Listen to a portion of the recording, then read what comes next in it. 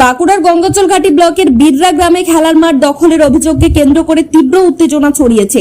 বহু বছরের ঐতিহ্যবাহী মাঠ রক্ষার দাবিতে রাস্তায় নেমেছেন গ্রামের নারী, পুরুষ, যুবক, যুবতী ও প্রবীণরা। গ্রামবাসীদের অভিযোগ, সংলগ্ন এলাকায় শিল্প প্রকল্প গড়ে তোলা একটি বেসরকারি সংস্থা তাদের ক্রয়কৃত জমির বাইরে গ্রামের খেলার মাঠকেও নিজেদের জমি বলে দাবি করছে। শুধু তাই নয়, মাঠ ঘিরে বাউন্ডারি দেওয়ার উদ্যোগ নেওয়া হয়েছে বলে অভিযোগ। এই খবর ছড়িয়ে পড়তে গ্রামবাসীরা মাঠে জড়ো হয়ে বিক্ষোভ দেখান। তাদের বক্তব্য, কয়েক দশক ধরে এই মাঠে খেলাধুলা, সাংস্কৃতিক অনুষ্ঠান ও বিভিন্ন সামাজিক কর্মসূচি অনুষ্ঠিত হয়ে আসছে, তাই কোনোভাবেই এই মাঠ দখল করতে দেওয়া হবে না। গ্রামবাসীদের আরও দাবি, সংস্থাটি আগেও অতিরিক্ত জমি দখলের চেষ্টা করেছে। এবার খেলার মাঠ দখলের অভিযোগে তারা স্থানীয় প্রশাসন ও জেলা শাসকের কাছে লিখিত অভিযোগ জানিয়েছেন। জানা গেছে, প্রশাসনের পক্ষ থেকে ইতিমধ্যেই জমির মাপজোক করা হয়েছে, তবে দ্রুত জমির প্রকৃত সীমানা নির্ধারণ করে ঐতিহ্যবাহী খেলার মাঠকে রক্ষা করার দাবি জানিয়েছেন গ্রামবাসীরা।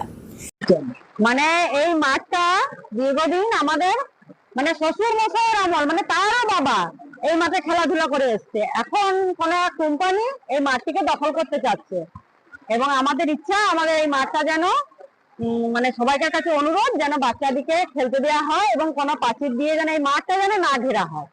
ওর নাম সন্ধ্যাদি। আমরা চাইছি দীর্ঘকাল বাচ্চারা যেমন খেলে এসছে এখনো যেন খেলতে পারে, ভবিষ্যতে যেন খেলা করে। কারণ একটা ছেলে যেমন খেলার প্রয়োজন, সেরকম পড়াশোনার যেমন প্রয়োজন, সেরকম খেলাটাও প্রয়োজন। খেলা আবার পড়াশোনা দুই চাই। ছেলেরা একরকম ঘুরলে তো হবে না, কারণ আমাদের বিররা গ্রামে শুধু পড়াশোনা শিখলে হবে না, খেলাও চাই। কারণ একটাই মাঠ, এবারে না খেলতে পারলে, না এই গ্রাউন্ডে না পেলে, পরে কোম্পানি এসে যদি বলে দখল করে নেবো, সেটা করলে তো হবে না। ছেলেরা খেলবে কোথায়? হ্যাঁ, ভবিষ্যতে তো ছেলেদের পড়াশোনা যেমন প্রয়োজন, সেরকম খেলাটাও প্রয়োজন। বৃদ্ধ মানুষদের এখানে আসা বা হাঁটা চলাফেরা সব রকমই প্রয়োজন, একটা মাঠ দরকার। কারণ বিধায়কের অনুরোধ যে আমরা যেন এই মাঠটা পাই বাচ্চাদের জন্য দীর্ঘকালের জন্য। তার প্রতিমামি এখানে ছেলেরা যেন খেলতে পারে, আর আমরাও এখানে সকাল বিকাল হাঁটতে আসি। এমনকি অসুস্থ মানুষদেরকেও এখানে আনা হয় হাঁটানোর জন্য। এখানে পরিবেশটা দেখতেই পাচ্ছেন, চারদিকে সবুজে ভরা, হাওয়া বাতাস খুব উপকারী। সেখানে এখানে আসি। আর এই গ্রাউন্ডটা জবরদখল করতে চাইছে অন্য কোম্পানি এসে। আমরা চাইছি যে এই গ্রাউন্ডটা যাতে আমরাই ব্যবহার করতে পারি। না, আর কোনো মাঠ নেই। বন্দনা দ্বীপ। এটা হচ্ছে আমাদের এই পাশের গ্রাম জিতেন রায়বাবু এবং আমাদের গ্রামের মাস্টার মশাই সুধীর মন্ডল। ওনারা থাকাকালীন দুজনেই রামকৃষ্ণ মিশনের টিচার ছিলেন।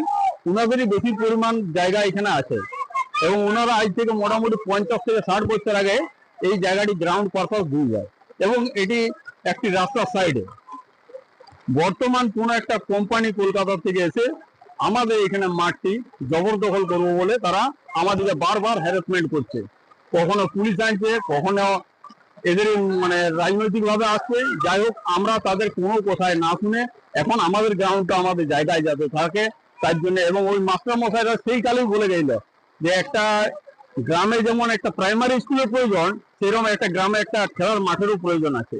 সেই আমরা চাইছি যে আগামী দিনও যেন মাঠটি থাকে। আজ থেকে 50 বছর আগে যিনারা ছেড়ে দিয়ে গেলেন, ওনাদের যদি কোনো মালিক পক্ষ এসে পরে বলে যে গ্রাউন্ড পারপাস আমরা জায়গা ছাড়িনি, আমরা সেখানে ছেড়ে দিতে বাধ্য থাকবো। শম্ভুনাথ দে। সমস্যা, আমাদের মাঠ দীর্ঘদিন আছে, ছোট ছোট বাচ্চা ছেলেরা এখানে খেলাধুলা করে, আমরাও খেলাধুলা করেছি। হঠাৎ করে একদিন কিছু মানুষ এসে আমাদেরকে বলে, লোক দেখায় যে তোমাদেরকে কোম্পানিতে এরকম ব্যাপার, এই করে দেবো, ওই করে দেবো, কোম্পানি হবে।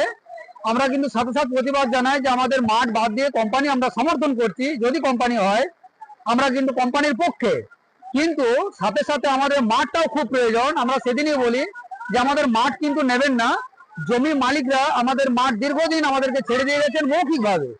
এখনো সেই মাঠ ফাঁকা আছে, চারিদিকে গাছ বেষ্টিত জায়গা, কিন্তু সেই মাঠটি আমাদের এখনো ফাঁকা আছে এবং ছেলেরা খেলাধুলা করে। এখানে বিভিন্ন ধরনের টুর্নামেন্ট আয়োজিত হয় প্রতি বছরেই এবং খেলাধুলা করে চলেছে।